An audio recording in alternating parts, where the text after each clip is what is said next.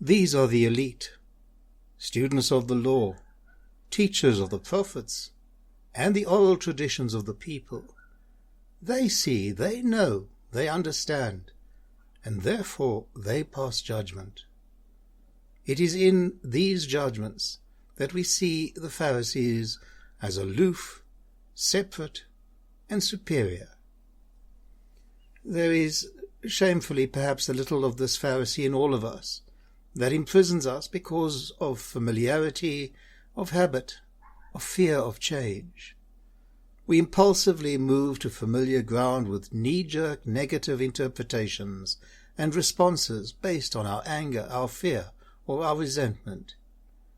Here is the Son of Man, Jesus the Christ, the miracle worker, giving full evidence of God's work with us.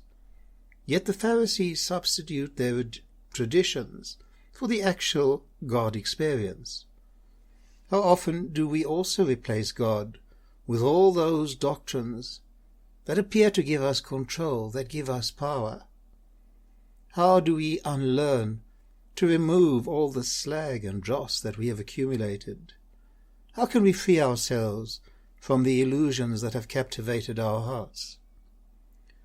In this fourth week of Lent, we continue crossing the desert with those 4th century Ammas and Abbas who sought to embrace the spirit of letting go in a world and in the church that had been caught up and filled with a desire for power, filled with worry, tensions, pride, greed, and fear.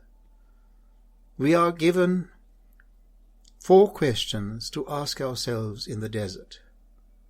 What am I filled with now? What prevents me from letting go of these burdens? How can I empty myself? What is it that will satisfy me, yet leave me open and available for more? Here we see that grace cannot be possessed. It must be received afresh, again and again, beginning each day anew, each moment anew. 17 centuries later, and we are in a world obsessed with security, greed, fame, staying young, denying death, self-interest and competitiveness. This heady poison of needs keeps us driven and obsessed as idols that we have entrapped us. As Rabbi Herschel says, needs are looked upon today as if they were holy, as if they contained the quintessence of eternity.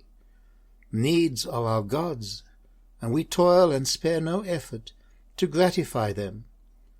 Suppression of desire is considered a sacrilege, and must inevitably avenge itself in the form of some mental disorder. We feel jailed in the confinement of personal needs. The more we indulge in satisfaction, the deeper is our feeling of oppressiveness. We must be able to say no to ourselves in the name of a higher yes.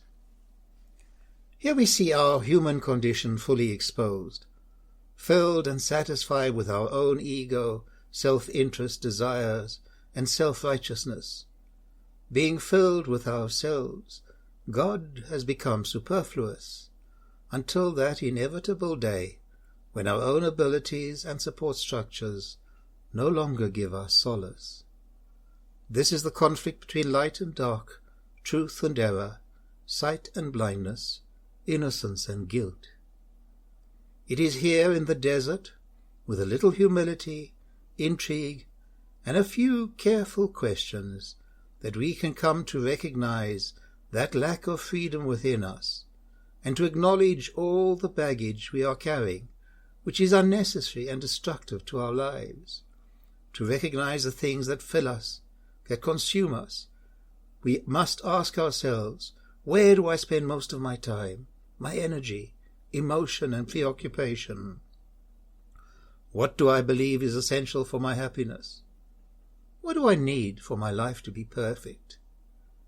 Have these become idols that rob me of my present happiness, of joy and of peace? When God becomes superfluous, the vision of our own image becomes blurred. We are no longer able to see God in the other, in our brothers and sisters, or even in God's creation. This leads on to the tale of fear, of disordered relationships between people, with man ruling over woman, and between humanity and creation in disorder and conflict. We also know that we cannot see what we have not been told to look for. We are bound within our own paradigms. There is also the problem of culture, of our upbringing, our education, of the very language we use, our fears and our prejudice, and our false perceptions. These are all the factors we use in judging situations and peoples, placing everything in our own particular categories of good and evil, of right and wrong, of innocence and sinful, inside or outside. The blind man in the Gospel displays a rare and admirable reluctance to say more than he knows. I don't know if he's a sinner. I only know that I was blind, and now I can see. We are given no cause to doubt the blind man's word or his situation. They all knew he was blind, and they all know he has been healed. What more is there to say? But curiously, the Pharisees cannot see the truth before them. They show themselves to be proud, unyielding, devious, evasive, and to put it in terms of the gospel, blind. They are unwilling to accept either the facts or the truth. They are people who, although they pretend to want to discover the light, want to actually obscure it. They want their darkness to be the light. It is now clear that Jesus, the light, confronts two kinds of blindness. Blindness that knows it cannot see, and blindness that thinks it can see. In their understanding, or rather misunderstanding of the law, Jesus is guilty because he healed on the Sabbath. This was their interpretation, and they were deeply attached to their own ideas, so attached to their interpretation that they were blind to the act of divine love which set a poor, blind brother free from his lifelong affliction. 4 times the Pharisees ask how Jesus had opened the man's eyes, and the clearer the truth becomes, the more they recoil from it. They reject it because it overturns their own way of looking, their comfortable lies that they'd been telling themselves about their privileged relationship with God. And so the simple logic of the blind man is deeply repugnant to the Pharisees. Perhaps on this journey we need to ask ourselves, who is it that I find repugnant? A frightful thing is darkness, which pretends to be light, ignorance which believes itself to be knowledge, pride which thinks of itself as humility, blindness which thinks it is sight. It's very sad, it's very frightening, and it's very common. And sadly, it causes our own endless disunity, shaming, ostracizing, and scapegoating others.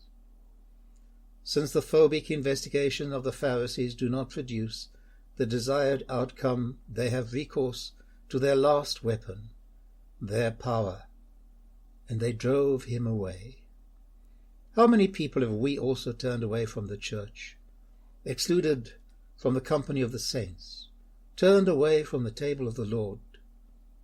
Who are the people that we consider unworthy today? John has already told us that Jesus is the light of all, a light that shines in the dark, a light that the darkness cannot overpower. Try as it might, the darkness cannot overpower the light. The blind man ends up worshipping Jesus. The Jewish leaders, being blind, end up seeking to destroy him. The resurrection will be the witness of the truth. The gospel, as always, makes everything clear. It shows us where the darkness actually lies, where the guilt really is, and where the truth is to be found.